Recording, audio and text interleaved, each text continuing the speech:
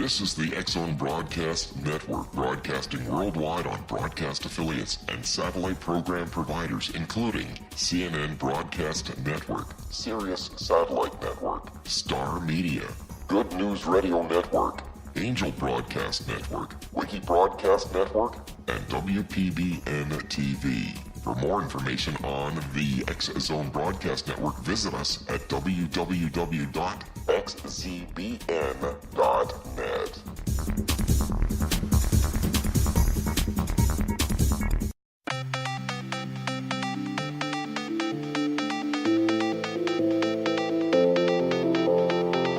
Welcome everyone to Too Good to Be True, and thank you to all the listeners.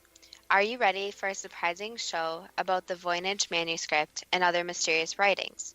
Before we start getting into details, let's just briefly talk about psychic insight and how we apply it.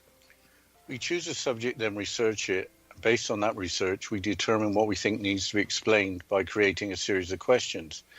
Then Justina provides psychic insight to answer those questions. The psychic insight is narrated towards the end of the show. Accepting the psychic insight is a question of individual belief. Now let's go through the disclaimers. Here are the disclaimers.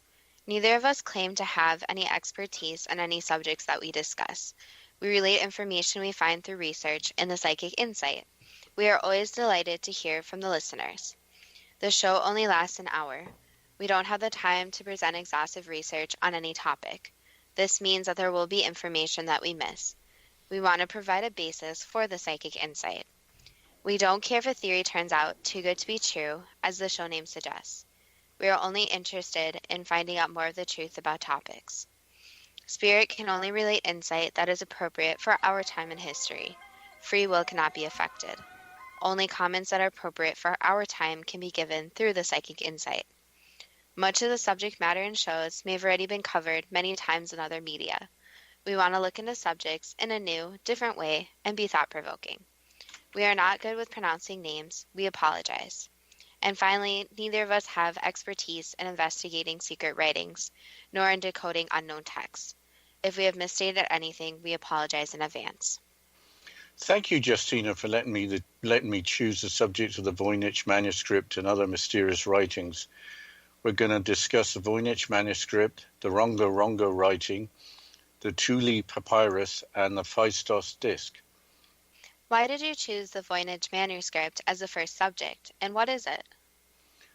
I chose the subject because the Voynich manuscript looks so neat, and it appears that a lot of work went into creating it.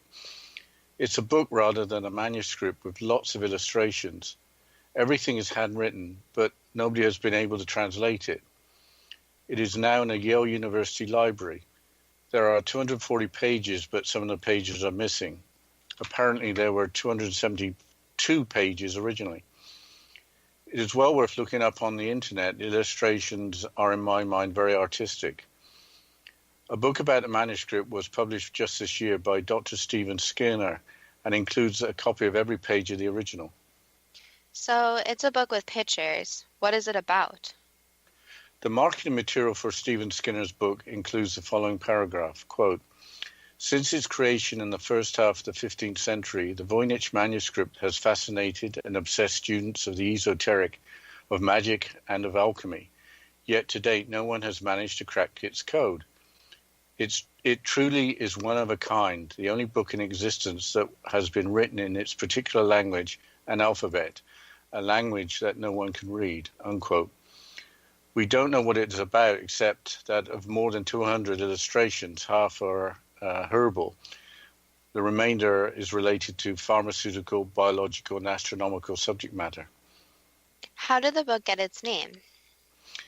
It's named after a Polish book dealer, Wilfrid Voynich, who purchased the manuscript in 1912. How did it get into a Yale University library? It was donated by an Austrian book dealer in 1969. Apparently, it's been at Yale University for almost 50 years, and they haven't provided a translation, but have put scanned copies of it on the internet. I don't think anyone can figure it out well enough to provide a translation. Here is a quote from Wikipedia, quote, "The Voynich manuscript has been studied by many professional and amateur cryptographers, including American and British codebreakers from both World War I and World War II. No one has yet demonstrably deciphered the text, and it's become a famous case in the history of cryptography. The mystery of the meaning and the origin of the manuscript has excited the popular imagination, making the manuscript the subject of novels and speculation. None of the many hypotheses proposed over the last 100 years has yet been independently verified, unquote. So, what are the theories about the book? There's dozens of them, including that it's a hoax. I'll mention a few. It's a message from extraterrestrial beings. It's an encyclopedia of nature. It's a 16th century contrick, and it's a hoax.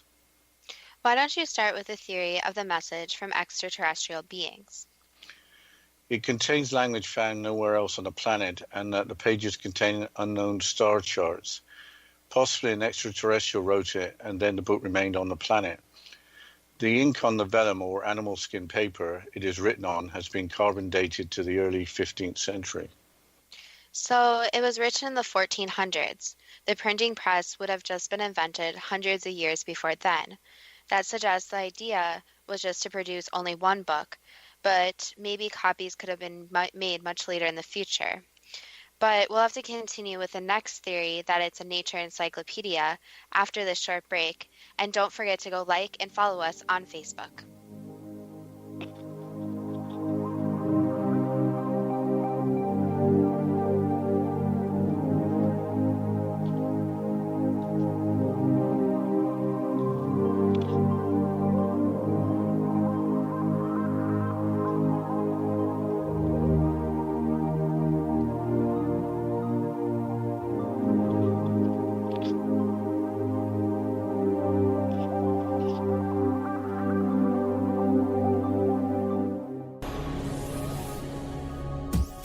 This is the X-Zone Broadcast Network, broadcasting worldwide on broadcast affiliates and satellite program providers, including CNN Broadcast Network, Sirius Satellite Network, Star Media, Good News Radio Network, Angel Broadcast Network, Wiki Broadcast Network, and WPBN TV. For more information on the X-Zone Broadcast Network, visit us at www.xzbn.net.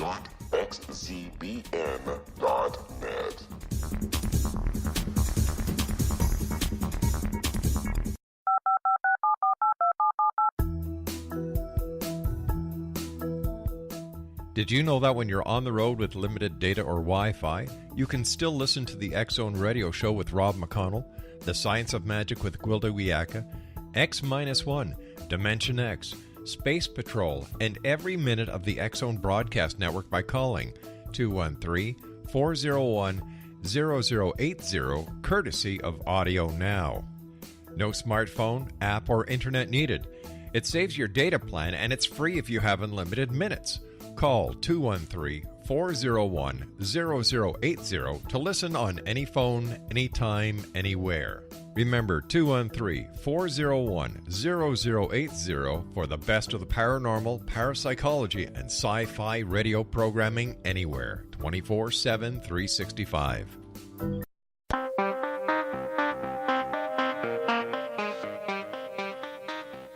Welcome back to Too Good to Be True. And before the break, we were talking about the Voynich manuscripts and some possible translations or explanations about what it's about. So the next theory is that it's actually a nature encyclopedia. Can you tell us a little bit about this, Dad? Yeah, here is a quote from Professor Stephen Bax, Professor of Applied Linguistics at the University of Bedfordshire. Quote, "The evidence shows that the manuscript is not a hoax and is probably an explanatory treatise on nature. The script was possibly devised to encode a previous unwritten language or dialect, perhaps by a small community, which later died out or disappeared," unquote. But if you were going to write an encyclopedia, you would want to inform people, probably meaning you would want to produce lots of copies. Well, let's move on to the idea that it's a 16th century contrick. This is interesting because the theory involves Dr. John Dee, a mystic and astrologer from the court of Elizabeth I of England. A colleague of Dee's, Edward Kelly, a noted fraudster, was supposed to have written the book, with Dee selling it for a profit. This theory doesn't fit in with the carbon dating, as John Dee lived in the 15 to 1600s. Let's move on to the hoax. But if it had been carbon dated to the early 15th century, it must have been a very clever hoax. That seemed to be accounted for by Stephen Worrell, a journalist for the BBC, who inspected the book in 2014. He made the following comments, quote, "I believe the manuscript is a forgery by Wilfrid Voynich himself. One of the most common tropes in the history of forgery is that a rare book dealer discovering previous unknown manuscripts. Voynich is known to have had just the magic touch. He is also said to have acquired a large supply of vellum and to have used his knowledge of chemistry gained at the University of Moscow to replicate medieval inks and pigments," unquote. I had to look up the word tropes. I think it means things that occur a lot. That's interesting and plausible, but I would have expected that Yale University would have done its homework on the book before accepting it, even if it was donated. Having some missing pages might suggest that the manuscript is authentic. If you were to create a forgery, why have missing pages? Is there anything else we should know about the book? Yes, Professor Stephen Bax, who we had mentioned earlier, claimed in 2014 that he had deciphered 14 characters of the script and can read a few items of text. This includes the words for coriander, hellebore, and juniper, next to drawings of the plants. He also claims that he's also identified the word for Taurus, written beside an illustration of Pleiades, a star cluster in the constellation Taurus. If there is some translation, assuming it is correct, then that suggests that the book is not a hoax. Why go to all the trouble of coding up words just for a joke? If you were that smart, probably, you could have made much more profitable use of your time. Is there anything else known about the Voynich manuscript?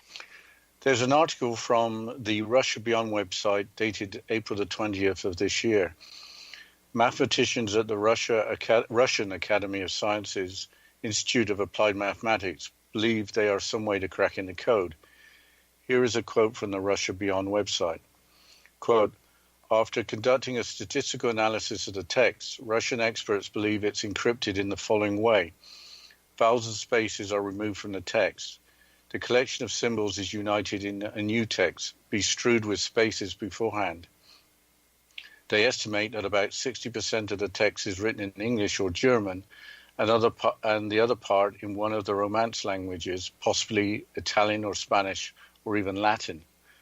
So I don't know why understanding the text can be important today, because judging by the drawings, it explains in what part of the year you need to sow poppy seed in order to later obtain opium," said the researcher's co-author Yuri Orlov, adding that it's impossible to restore the entire text without vowels because there are various interpretations of the most important words, unquote.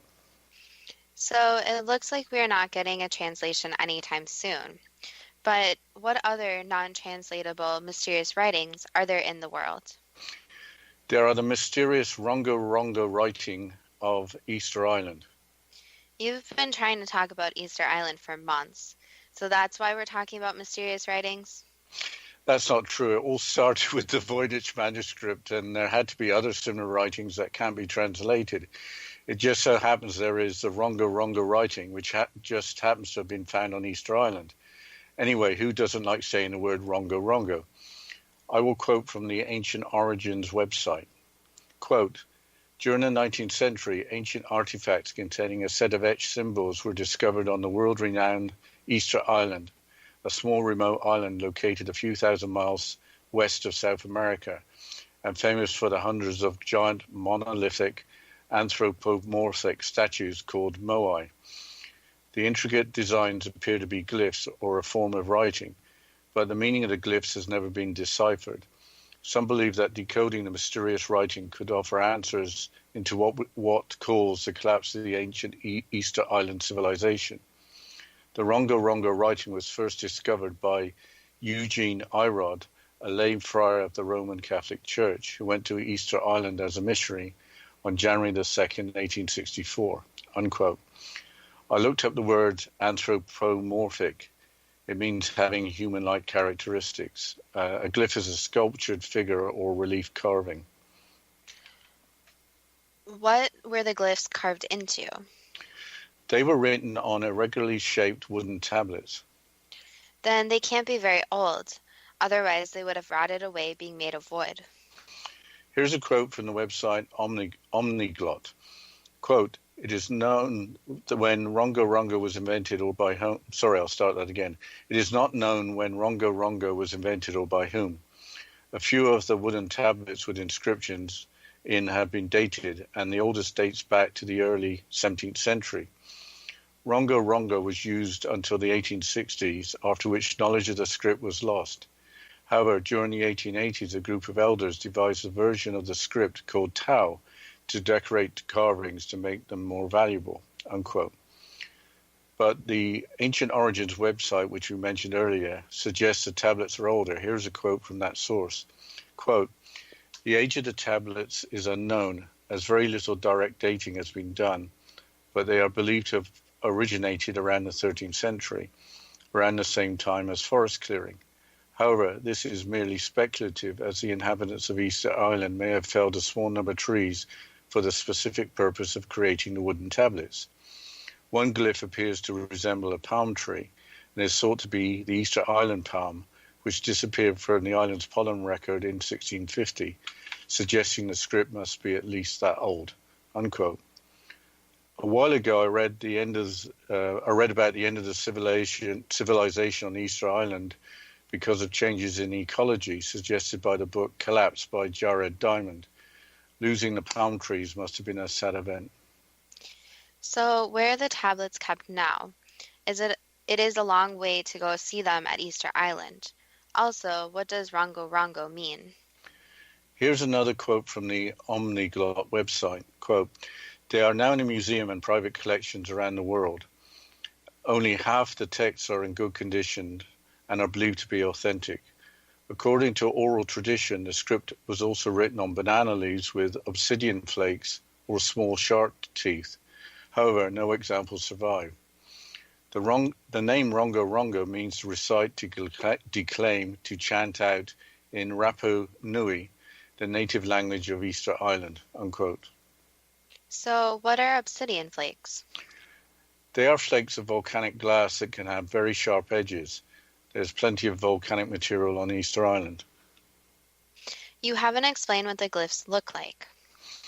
Here's another quote from the Ancient Origins website. Quote, "The glyphs are written in between lines that run across the tablets. Some tablets are fluted with inscriptions falling within the channels created by the fluting. The Rongo Rongo images are shaped like humans, animals, plants, and geometric forms. Every symbol that contains a head is oriented with the head facing up and either facing forward or profiling to the right. Each symbol is approximately 1 centimeter high," unquote. So that means the symbols are about 4/10 of an inch high. What do experts think that these tablets are supposed to communicate? I think the experts were the people who wrote the tablets. Here's a quote from Wikipedia. Quote, "There have been numerous attempts to decipher the Rongo Rongo script of Easter Island since its discovery in the late 19th century. As with most undeciphered scripts, many of the proposals have been fanciful.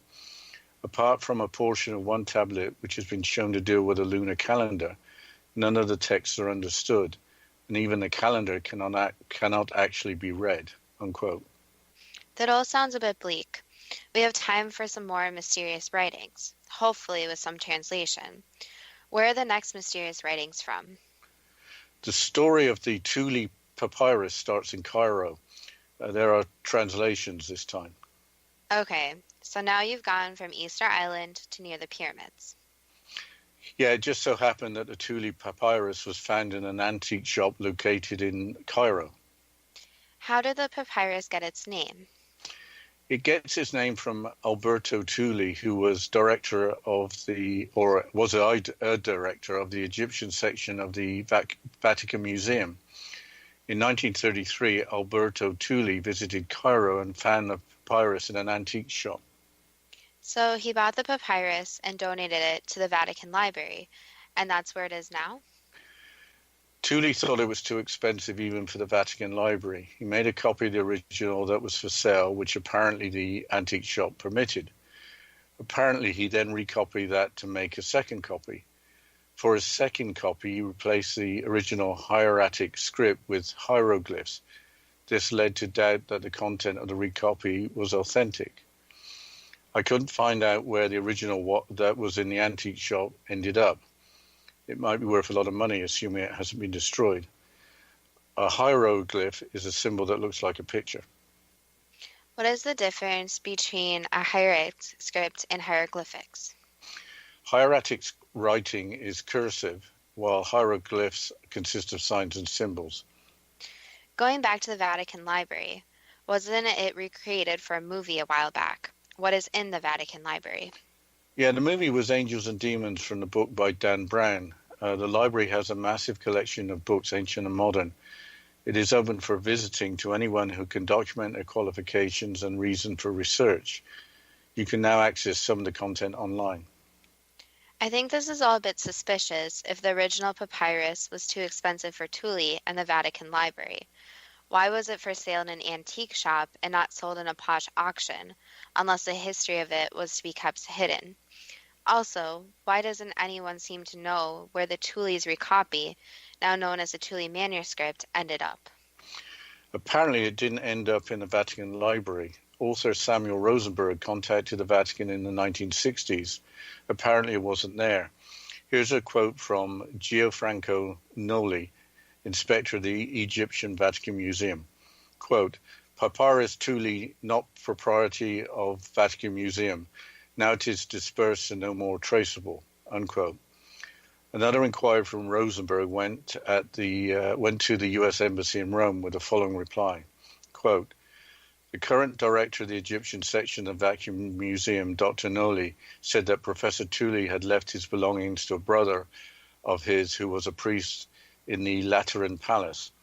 Presumably the famous papyrus went to the priest. Unfortunately, the priest died also in the meantime, and his belongings were dispersed among heirs, who may have dispersed the papyrus as something of little value." Unquote.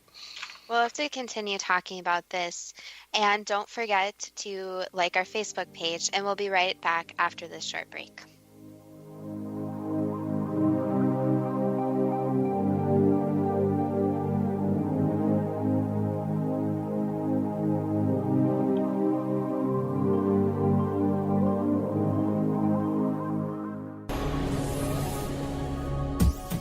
This is the X-Zone Broadcast Network, broadcasting worldwide on broadcast affiliates and satellite program providers, including CNN Broadcast Network, Sirius Satellite Network, Star Media, Good News Radio Network, Angel Broadcast Network, Wiki Broadcast Network, and WPBN TV. For more information on the X-Zone Broadcast Network, visit us at www.xzbn.net.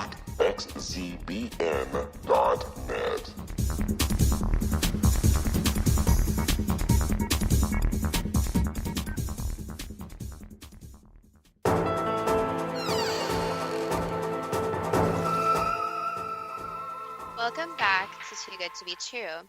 And before the break, we were talking about the papyrus Thule and the Thule manuscripts. So, Dad, you just had a quote from when Rosenberg went to the U.S. Embassy in Rome. And what's your views on this quote?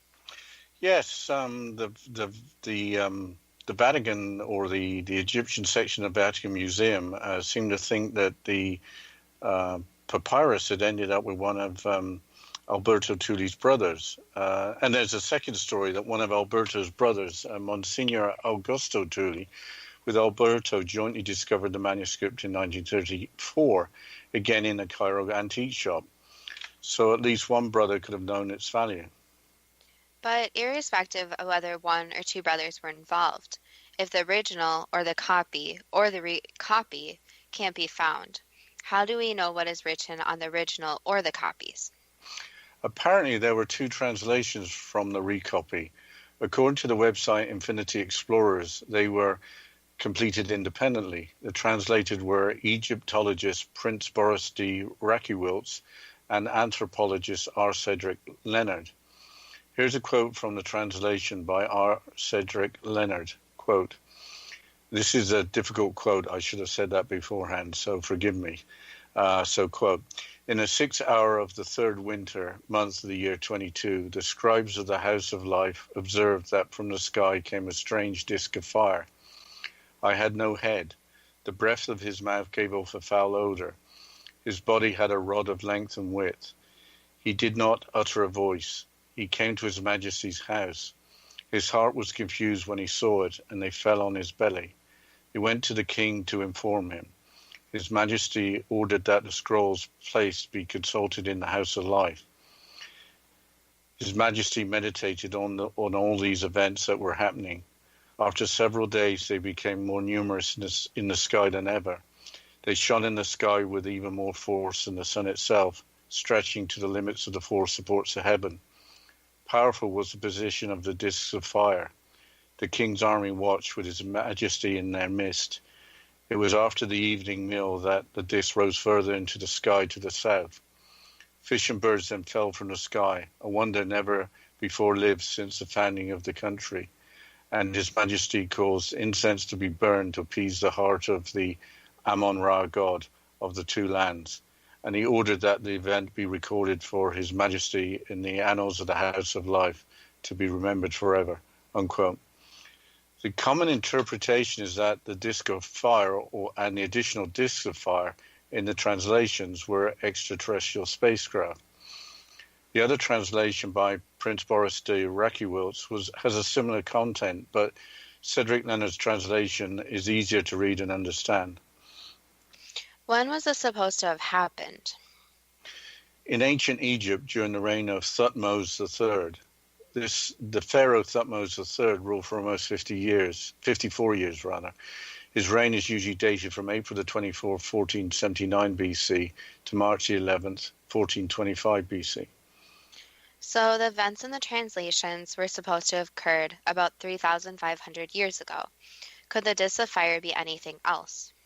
I couldn't find an alternative theory, but the entire story is controversial. There's both belief and unbelief in the story.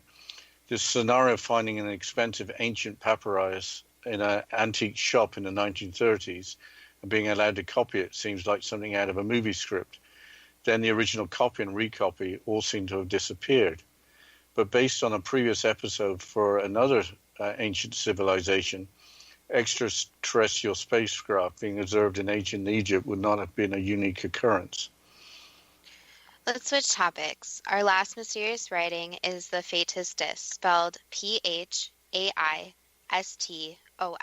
It sounds Greek. Yes, it was found on the island of Crete in 1908, and it is made of fired clay, and it is about 16 centimeters or about 6 inches in diameter. It was discovered by Italian archaeologist Luigi Pernier, who was looking for artifacts from the Minoan civilization. It is thought to be up to 4,000 years old. There was another episode with clay tablets, which mentioned the Minoan civilization and the island of Crete. That's correct, and not on purpose. I should mention that the island of Crete is between Turkey and Greece in the Aegean Sea and is the largest Greek island. The Minoan civilization flourished between 2600 to 1100 BC. What is known about the disc, besides that it is smaller than a frisbee? There are hieroglyphics or sets of glyphs or symbols on both the faces. According to a Huffington Post article dated October the 28th, 2014, the meaning of some of the characters is now understood. Two academics have been working on a translation. Dr. Gareth Owens, a professor located in Crete, and Dr. John Coleman, a professor at Oxford University. Here is a quote from the article. Quote, "The disc can be read in a spiral direction from the outside rim to the inside. Using what previous studies have shown about Cretan hieroglyphics and the scripts Minoan Linear A and Mycenaean Linear B from ancient Greece, the researcher was able to identify three key words. IQEQURJA, which may mean pregnant mother and or goddess. IQE, which may mean mother and or goddess, and which appears repeatedly on the disc. And then IPEPAGJE, or IQE-PHAE, which may mean shining mother or goddess. Owens concluded that the disc may contain a prayer to a Minoan goddess, unquote. There's a TED talk online by Dr. Owens on YouTube describing and deciphering the symbols on the disc. So the disc isn't that mysterious.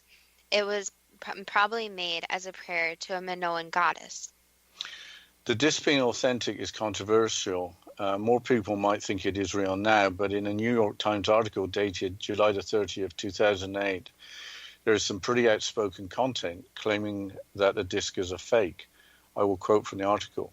Quote, in the current issue of Minerva, an art and archaeology journal, Jerome M. Eisenberg calls the famous Phaistos disc, thought to be a story or sacred text of unknown but ancient origin, a fraud.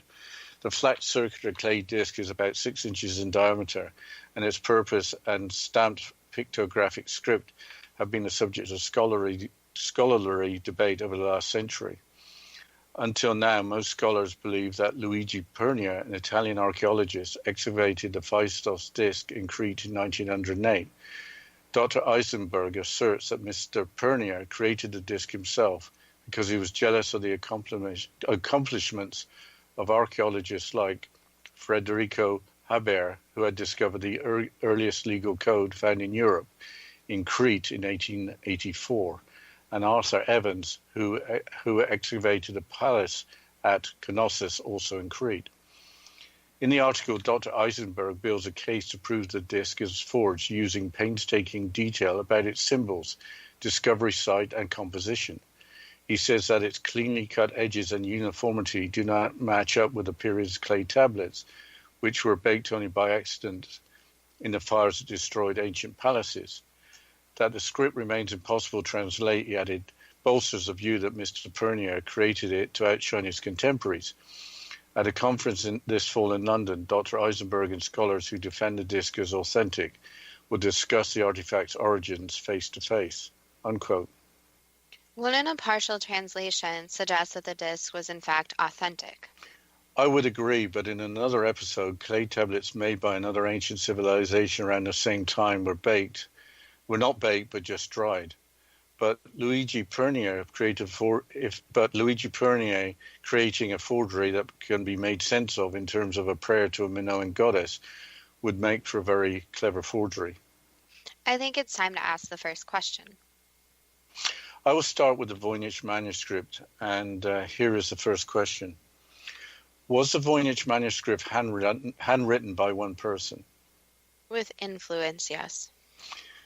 Is the Voynich manuscript genuine or a clever forgery created by Wilfrid Voynich? Genuine. Can I ask anything about the person who wrote the manuscript? Yes, it was someone who had knowledge from far away. Can I ask where far away is? Not Earth. How old is the manuscript? Is it from the early 15th century, as suggested by carbon dating? Around that time, yes. Who did Wilfrid Voynich purchase the manuscript from? Basically, just from a random person who had it in their belongings, who did not see it as very important. Where was the manuscript hidden all the years before it was purchased by Wilfrid Voynich? It was in some belongings, so it wasn't really hidden, but instead misplaced. Why did the Austrian book dealer who donated the manuscript to Yale University, I'm sorry, I'll ask the question again. How did the Austrian book dealer who donated the manuscript to Yale University get hold of the manuscript? Just by transfer and handing down of possessions. What does Yale University know about the manuscript? Not too much about it. Basically a time period and small details about it, but no real picture of the manuscript has happened. Is the manuscript a message from extraterrestrial beings? Yes. Is the manuscript just an encyclopedia of nature? Yes and no, not just nature on Earth, but includes other information. Is Professor Stephen Bax correct in that he has successfully deciphered the words for coriander, hellebore, and juniper? So far, yes. Is the Russian Academy of Sciences correct in that the written language is English, German, as well as Italian, Spanish, or Latin, with vowels and spaces removed? Partially, but it's also a mixture of even more ancient languages, which makes it even more complicated. Will the Voynich manuscript be translated in the future? If people put time into studying it, then yes. Why was the Voynich manuscript written? Basically, to predict the life of the planet and how to care for the life. So it's basically, you can think of it as a prediction that is real in the future. How important is it that it is translated? Pretty important. It's not a top message that should be translated, but it's up there on the list. Okay, changing the subject to Rongo writing. Is the Rongo writing associated with the collapse of the ancient Easter Island civilization? Yes. Where did the Easter Islands people originate from when they populated the island? Basically, at that time, the Earth looked very different. So they came from the main continent, which you can think of kind of squished together, and came from modern-day, more Middle East or Africa. The previous question assumed a sea crossing, but how did people travel vast distances to reach Easter Island? So basically, it wasn't too far for them to actually reach it, and they had different means of traveling, including obviously walking. Were the tablets made from the last trees that were on Easter Island before recent times? There were trees at one point, yes, but those trees were cut down and basically just couldn't survive there anymore. How did the tablets survive so long being made of wood? Because they were covered in a special substance. How old are the tablets? Basically, back to the 11th century. What caused the population of Easter Island to crash? They ran out of resources. Was that associated with changing climate? Yes. Are the tablets records from a civilization that was dying out? Yes. I think you need to take us into a break, Justina. Yes, after this short break, we'll continue with the questions and the psychic insight, and go like us on Facebook under Too Good to Be True.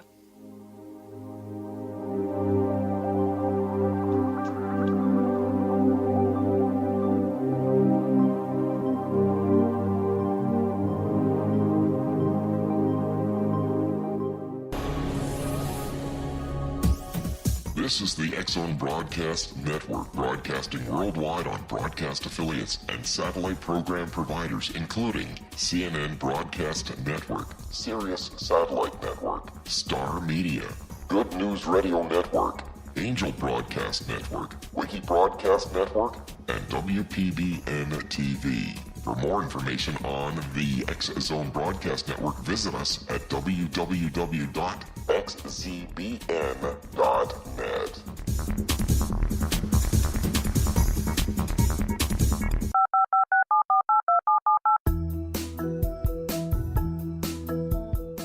Did you know that when you're on the road with limited data or Wi-Fi, you can still listen to the X-Zone Radio Show with Rob McConnell, The Science of Magic with Gwilda Wiyaka, X-1, Dimension X, Space Patrol, and every minute of the X-Zone Broadcast Network by calling 213-401-0080, courtesy of Audio Now. No smartphone, app, or internet needed. It saves your data plan, and it's free if you have unlimited minutes. Call 213-401-0080 to listen on any phone, anytime, anywhere. Remember 213-401-0080 for the best of the paranormal, parapsychology, and sci-fi radio programming anywhere, 24/7, 365.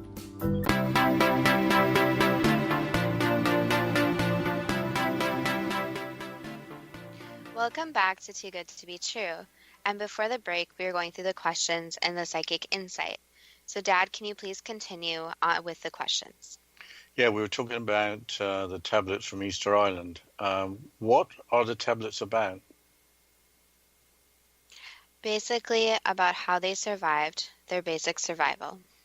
Was there a message in the tablets?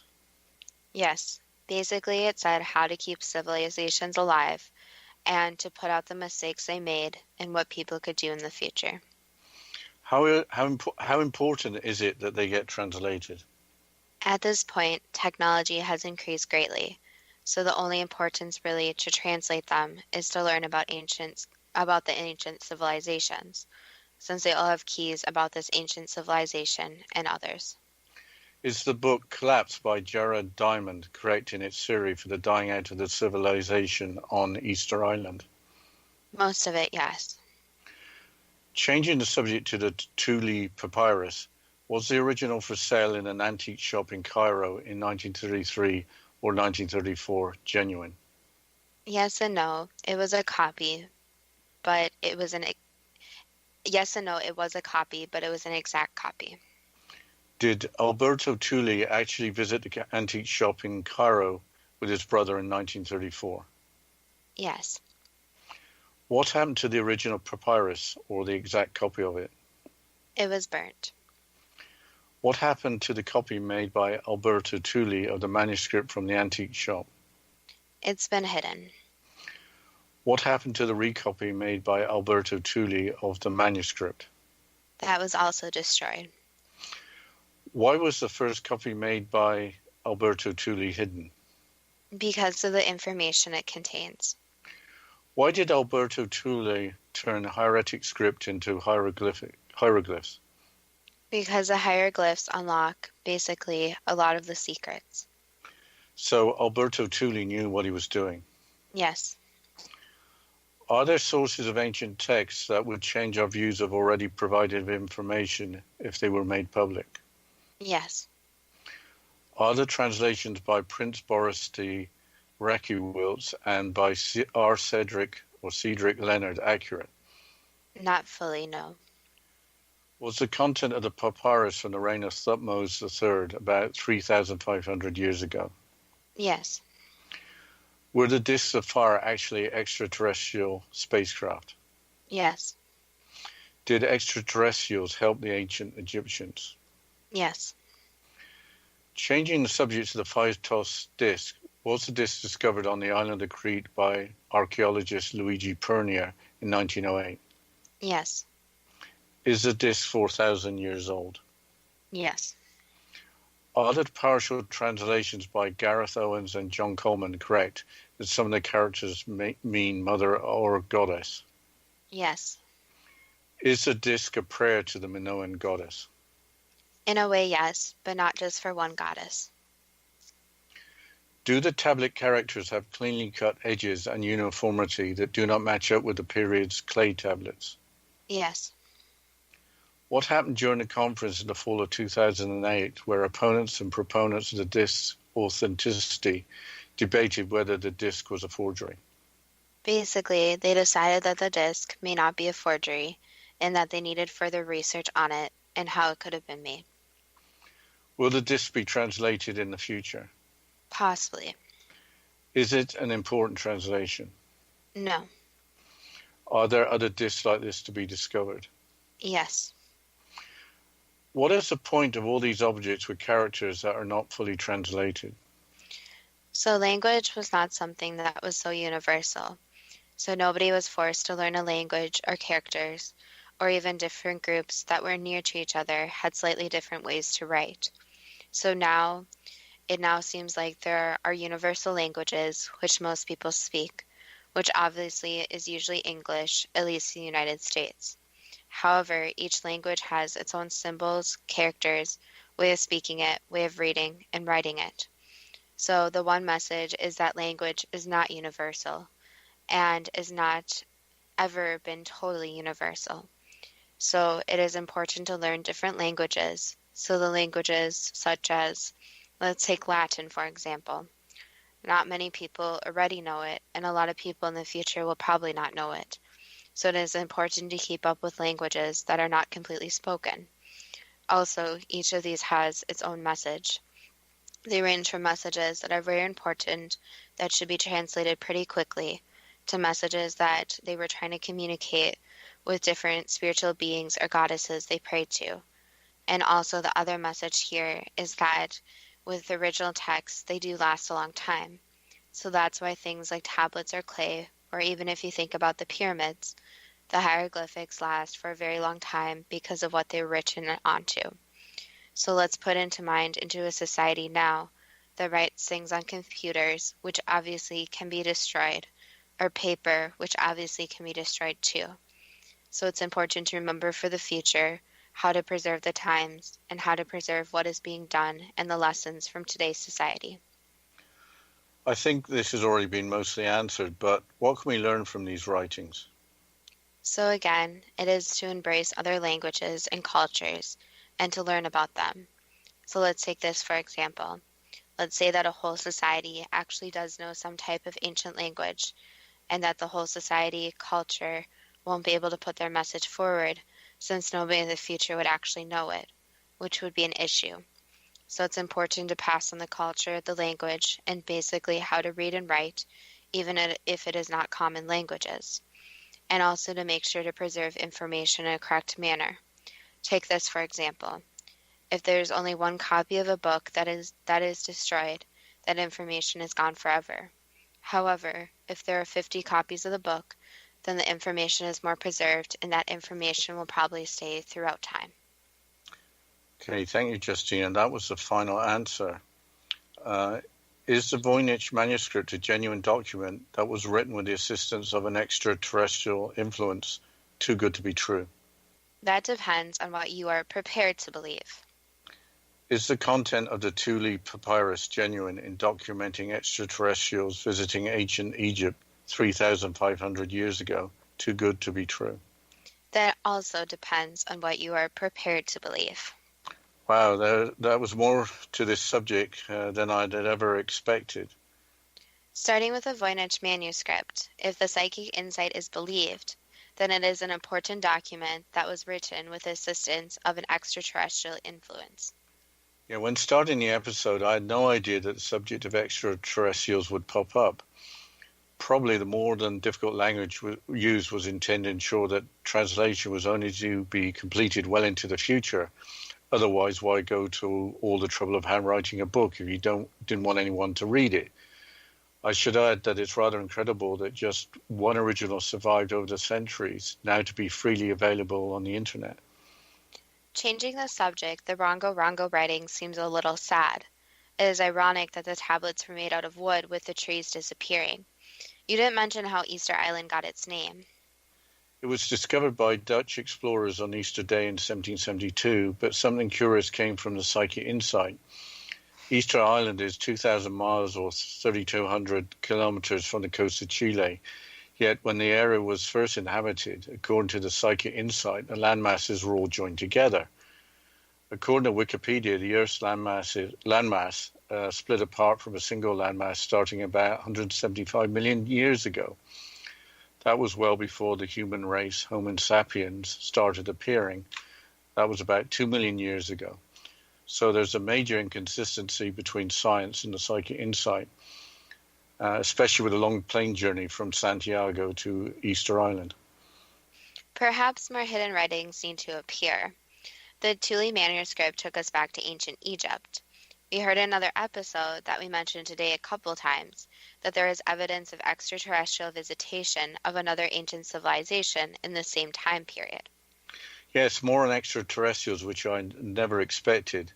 Yes, why visit one advanced ancient civilization, not another? So that would be consistent. I was surprised by the Thule papyrus. I'd expected a forgery, but at the same time, it appears that a new translation is needed for accuracy. But that would involve finding a genuine copy. Yes, you not only got us to Easter Island in this episode, but also to ancient Egypt. You must be pretty delighted.